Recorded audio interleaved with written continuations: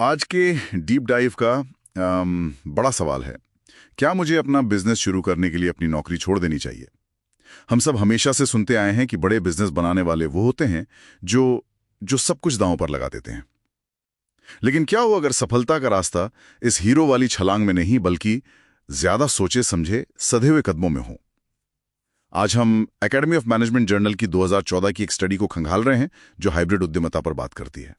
मतलब अपनी नौकरी के साथ साथ एक नया बिजनेस खड़ा करना। हमारा मिशन ये समझना है कि क्या ये सतर्क रास्ता वाकई काम करता है। ठीक है, तो चलिए इस गुत्थी को सुलझाते हैं। और ये कोई नया चलन नहीं है।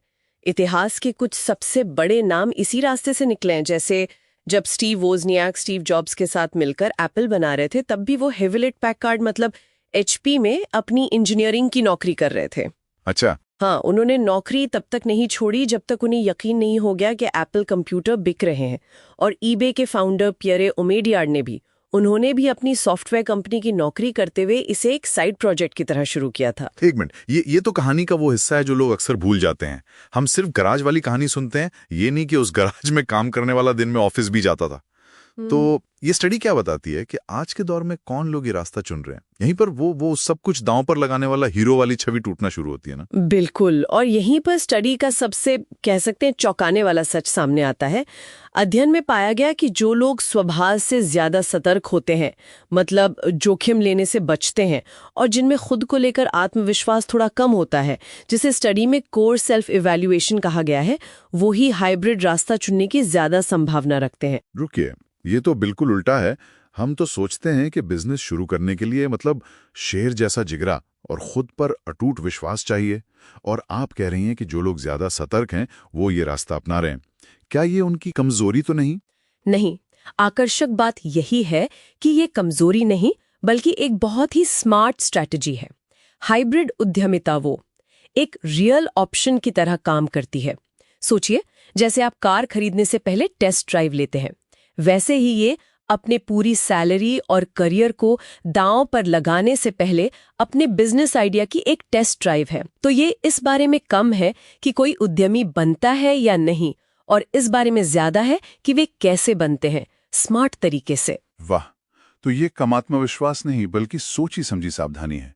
ये तो बिजनेस की दुनिया का पहले इस्तेमाल करें फिर विश्वास करें जैसा हो गया। लेकिन सबसे बड़ा सवाल तो ये है कि क्या ये सावधानी असल में काम आती है? क्या ये बिजनेस टिक पाते हैं? बिल्कुल काम आती है, और जो नतीजे हैं वो हैरान करने वाले हैं। स्टडी से पता चलता है कि जो उद्यमी हाइब्रिड रास्ते से फुल टाइम बिजनेस में आते हैं, उनके बिजनेस के फेल होने का खतरा उन लोगों के मुकाबले 33.3% कम हो जाता है जो सीधे नौकरी छोड़कर बिजनेस शुरू करते हैं। 33%? जी हाँ। ये तो बहुत बड़ा नंबर है। मतलब हर 3 में से एक बिजनेस जो शायद फेल हो जाता वो बच जाता है। ऐसा क्यों? इसके पीछे क्या चल रहा है? इसके पीछे है सीखने का प्रभाव, लर्निंग इफेक्ट। जब आप नौकरी के साथ बिजनेस चला रहे होते हैं तो आप पर तुरंत पैसा कमाने का दबाव नहीं होता है। इस दौरान आप बिना किसी बड़े जोखिम के बाजार को समझते हैं, अपने प्रोडक्ट को बेहतर बनाते हैं, और सबसे जरूरी, आप ये सीखते हैं कि क्या आपके पास इस काम को करने का हुनर है भी या नहीं। आप अपनी नौकरी तभी छोड़ते हैं जब आपको यकीन हो जाता है। सही है। तो ये जो सीखने का फायदा है ये सबको बराबर मिलता है या कुछ लोगों को ज्यादा? स्टडी के मुताबिक ये 2 समूहों को सबसे ज्यादा मदद करता है। पहला तो काफी सीधा है, जिन लोगों को पहले से बिजनेस का अनुभव है, वो अपने पुराने तजुर्बे से नए आइडिया को बेहतर ढंग से परख पाते हैं। ठीक है, ये तो समझ आता है। लेकिन दूसरा समूह ज्यादा दिलचस्प है। और वो कौन है?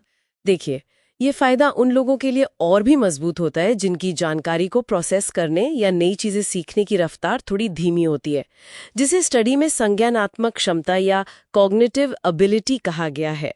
सिद्धांत ये है कि उन्हें शायद बाजार को समझने या जरूरी हुनर सीखने में थोड़ा ज्यादा समय लग सकता है, और हाइब्रिड मॉडल उन्हें वो कीमती समय दे देता है बिना फेल होने के डर के। अच्छा, तो ये दिखाता है कि कैसे अलग-अलग सीखने की गति वाले लोग भी सही रणनीति से सफल हो सकते हैं।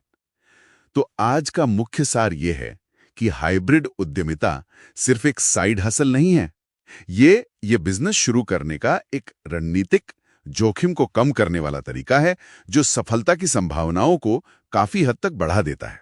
ये उस हीरो वाली कहानी को चुनौती देता है और कहता है कि कभी-कभी सबसे बहादुर कदम छलांग लगाना नहीं बल्कि पुल बनाना होता है। सही कहा।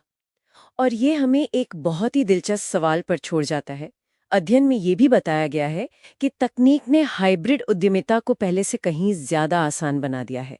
आप घर बैठे वेबसाइट बना सकते हैं, ऑनलाइन सामान बेच सकते हैं, मार्केटिंग कर सकते हैं।